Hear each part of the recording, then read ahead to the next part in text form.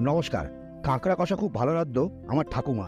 দীঘা বা পুরীর ভালো হোটেলে যেরকম রান্নার স্বাদ পাওয়া যায় ঠিক সেই রকম। অবশ্যই এদের বাজারে খোঁজাখুঁজি চলছিল অনেকদিন ধরেই, কিন্তু এদের দেখা পাওয়া খুবই কঠিন।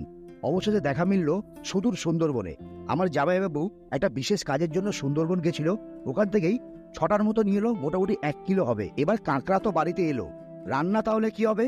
অবশেষে ভোট গ্রহণের মাধ্যমে ঠিক হলো যে ঠাকুমা ঠিক যেভাবে বানাতো সেই রকম ভাবেই রান্নাটা হবে। এবার কোমর বেঁধে নেমে পড়লাম আমার কাজে। প্রথমে পা আর দাঁড়াটা হাত দিয়ে ছাড়িয়ে নিন। যারা জ্যান্ত কাঁকড়া আমার মতো হাত দিয়ে ছাড়াতে পারবেন না তাদের উদ্দেশ্যে একটা টিপস দিয়ে দিচ্ছি। বাজার থেকে কাঁকড়া কিনে আনলে দেখবেন পা আর দাঁড়াটা দড়ি দিয়ে বাঁধা আছে। দড়িটা আর খুলতে যাবেন না, ওই অবস্থাতেই কাঁকড়াগুলো প্লেটের মধ্যে রেখে ডিপ ফ্রিজের মধ্যে রেখে দিন 8 ঘন্টার জন্য। তারপর একটা গামলার মধ্যে জল দিয়ে জলটা ভালো করে ফুটে আসলে কাঁকড়াগুলো সব দিয়ে দিন। মিনিট 2-এর মধ্যে ফুটিয়ে নিন, দেখবেন ওদের নড়াচড়া আর কামড়ানোর কোনো ক্ষমতাই থাকবে না। এবার কাঁকড়ার বডি ছাড়ানোর পালা। ভিডিওতে আপনারা যেভাবে দেখতে পাচ্ছেন ঠিক সেইভাবে ছাড়িয়ে নিন। অবশ্যই একটু গায়ের জোর লাগবে, গায়ের জোর লাগলেও খুব একটা কঠিন কাজ না। কাঁকড়াটা ছাড়ানো হয়ে গেলে এবার দেখবেন ভেতরে ফুলকো আছে, ফুলকোটা খুব ভালো করে হাত দিয়ে পরিষ্কার করে নেবেন।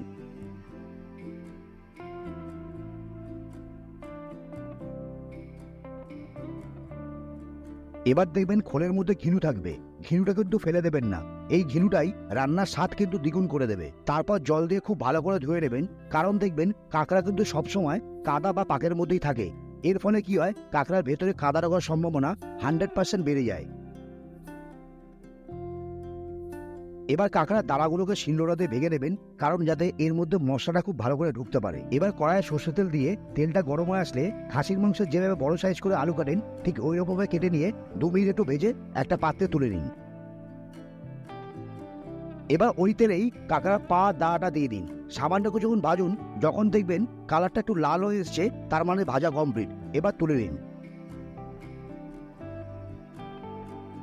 তারপর ওই তেলেই কাঁকড়ার বডিগুলো একের পর এক দিয়ে দিন, সামান্য কিছুক্ষণ ভাজুন। দেখবেন যখন হালকা কালার চলে এসছে সবগুলো তুলে নিন। এবার কড়াইয়ে 50 থেকে 75 গ্রামের মতো সর্ষের তেল দিন। এই রান্নায় একটু বেশি পরিমাণ তেল লাগবে। তারপর 2টো শুকনো লঙ্কা, 2টো তেজপাতা আর 1 চামচ জিরে দিয়ে একটা ফোড়ন দিন। এবার ফোড়নটা 10 থেকে 15 সেকেন্ড একটু নেড়ে চেড়ে ভেজে নিন। ভাজা হয়ে গেলে এই রান্নায় পেঁয়াজটাও কিন্তু একটু বেশি পরিমাণ লাগবে। তার জন্য 200 গ্রাম পেঁয়াজ দিয়ে সামান্য কিছু নাড়ি চাড়িয়ে নিন। পেঁয়াজটা যাতে খুব তাড়াতাড়ি ভাজা হয়ে যায় তার জন্য 1 চামচ নুন দিয়ে দিন, আর পেঁয়াজের কালার আনার জন্য 1 চামচ চিনি দিন। তারপর পেঁয়াজটা একটু ভাজুন, বেশি কড়া করে ভাজতে যাবেন না। একটু লাল হয়ে আসলে 1 চামচ রসুন বাটা আর 1 চামচ আদা বাটা দিয়ে আদা রসুন ভালো করে কষান, যতক্ষণ না আদা রসুনের একটা কাঁচা গন্ধ চলে যাচ্ছে। এবার আদা রসুনের কাঁচা গন্ধ চলে গেলে 2টো মিডিয়াম সাইজের টমেটো দিয়ে টমেটোটা পেঁয়াজ আদা রসুনের সঙ্গে ভালো করে ম্যাশ করে দিয়ে কিছুক্ষণ কষিয়ে নিন। মশলাটা কষতে থাক, এর ফাঁকে একটা লিকুইড মশলা বানিয়ে নিন। 1 চামচ হলুদ গুঁড়ো, 1 চামচ লঙ্কার গুঁড়ো, 1 চামচ ধনে গুঁড়ো আর 1 চামচ কাশ্মীরি লঙ্কার গুঁড়ো। এবার জল দিয়ে একটা মিডিয়াম টাইপের লিকুইড বানিয়ে নিন, বেশি পাতলাও না আবার বেশি মোটাও না। লিকুইড মশলাটা বানানো হয়ে গেলে কড়ার মধ্যে দিয়ে দিন।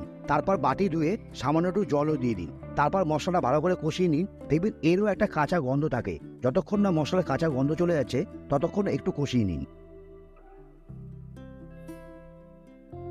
এবার মশলা থেকে তেল ছাড়তে শুরু করলে ভেজে রাখা আলুটা দিয়ে দিন। তারপর খুব ভালো করে নাড়ি চেড়ে নিন যাতে মশলাটা খুব ভালো করে আলুর গায়ে লেগে যায়।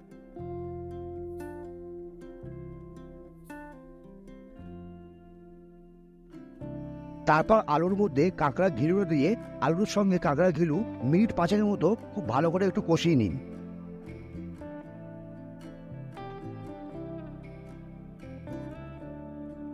ভালো করে কষানো হয়ে গেলে আপনারা যে পরিমাণ ঝাল খাবেন সেই পরিমাণ কাঁচা লঙ্কা চিড়ে দিয়ে দিন। তারপর পরিমাণ মতো জল দিন। এই রান্নায় কিন্তু বেশি ঝোল হবে না, একটু ঘনই হবে। জলটা দিয়ে ভালো করে নাড়ি চাই নিন। এই সময় একটু নুনটাও টেস্ট করে নেবেন, যদি কম মনে হয় তাহলে আর একটু দিয়ে নেবেন। এবার ঝোলের সঙ্গে খুব ভালো করে নুনটা মিশিয়ে নিন। তারপর একটা ঢাকনা চাপা দিয়ে 8 মিনিট রেখে দিন। 8 মিনিট পর ঢাকনা খুলুন, দেখবেন আলুটা খুব ভালো করে সেদ্ধ হয়ে গেছে। তারপর ভেজে রাখা কাঁকড়াটা দিয়ে ঝোলের সঙ্গে খুব ভালো করে মিশিয়ে নিন।